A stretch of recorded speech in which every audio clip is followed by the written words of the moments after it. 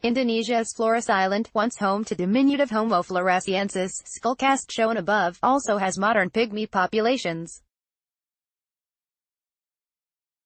Researchers sequenced DNA from some of the individuals to determine if they might be descended from the archaic Hobbit. Credit, Australian Museum, from the home of the Hobbit, and I'm not talking about the Shire. Researchers have sequenced DNA from modern pygmy populations on the Indonesian island of Flores to determine whether they are descended from Homo floresiensis, a famously small-statured archaic human living there as recently as 50,000 years ago. When diminutive H. Floresiensis was first described in 2004, Peter Jackson's cinematic take on The Lord of the Rings was near peak popularity, so of course the new addition to our family tree was immediately nicknamed The Hobbit, after the sub-4-foot heroes of J.R.R. Tolkien's fantasy world. Some skeptics suggested the individual's roughly 3 feet 6 inches height was an anomaly, but the recent discovery of additional skeletal remains have confirmed the entire species was small in stature and on Flores much earlier than previously thought. Near Liang Bua Cave, the first H. floresiensis site, the village of Rampozosa happens to be home to a modern pygmy population averaging about 4 feet 9 inches. The geographic coincidence has inspired a slew of studies and academic brawls over whether the Rampozosa pygmies descended from the earlier Liang Bua residents, as well as a bit of a tourist industry in the village and surrounding area. It's worth remembering that a smaller stature is not the only trait that separates H. floresiensis from our own species. The Flores hominin had a significantly smaller brain and proportionately larger teeth and feet, lacked a chin and had a different shoulder structure, among other unique traits. While both the tourist trait and the academic tiffs have, at times, gotten ugly, the central question about H. floresiensis has remained unanswered. Just where does this unusual member of the genus Homo fit in our family tree? Honey, I Shrunk the Kids. Answering that question directly would require ancient DNA, ADNA, from one of the Hobbit bones.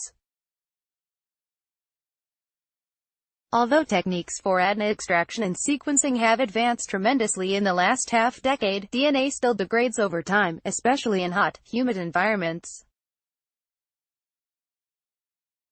The chances of any ADNA being preserved in the remains of H.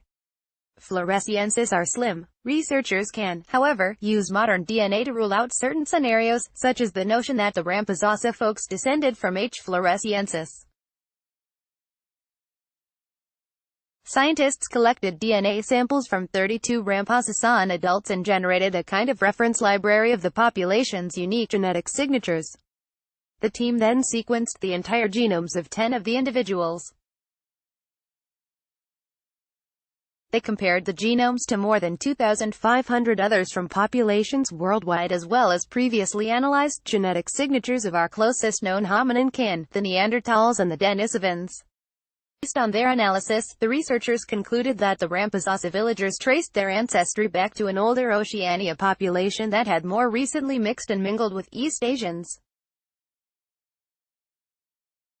Oceanic populations tend to have a higher percentage of both Neanderthal and Denisovan DNA than other modern groups, and yes, the team found evidence of both archaic species in the Rampozosan DNA. Specifically, the Flores pygmies had about 0.8% Denisovan ancestry, which is more than seen in other Southeast Asian island populations, but less than in oceanic genomes from individuals with no East Asian ancestry. Their Neanderthal ancestry had a similar profile, basically exactly what you would expect to find in people primarily of oceanic heritage with more recent East Asian admixture. What the researchers didn't find was any genetic fingerprint from any unknown archaic hominins. Even though there is no ADNA from H. floresiensis to compare the Rampozosan genomes to, had the villagers descended from the Hobbit, their DNA would have included some unidentifiable ancient signatures, like a crime scene fingerprint from someone not in the system. Instead, the team determined that the short stature of the Rampozosa population was the result of strong genetic selection for decreased size. It appears to be a classic case of insular dwarfism. Organisms, especially mammals, can undergo a reduction in size over generations because a smaller body proves to be an advantage in an environment of limited resources. Stegodon florensis insularis is a well-known example of this kind of downsizing. Fossils show the elephant relative decreasing in size over time to pygmy proportions.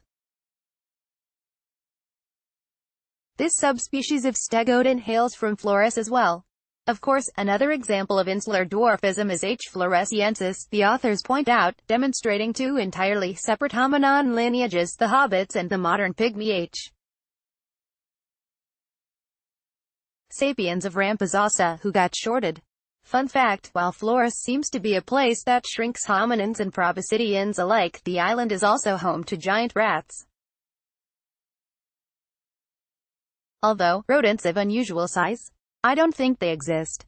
The open-access research appears today in Science. Categorized under Living World, top posts more about hominins, Homo floresiensis, human evolution, Indonesia.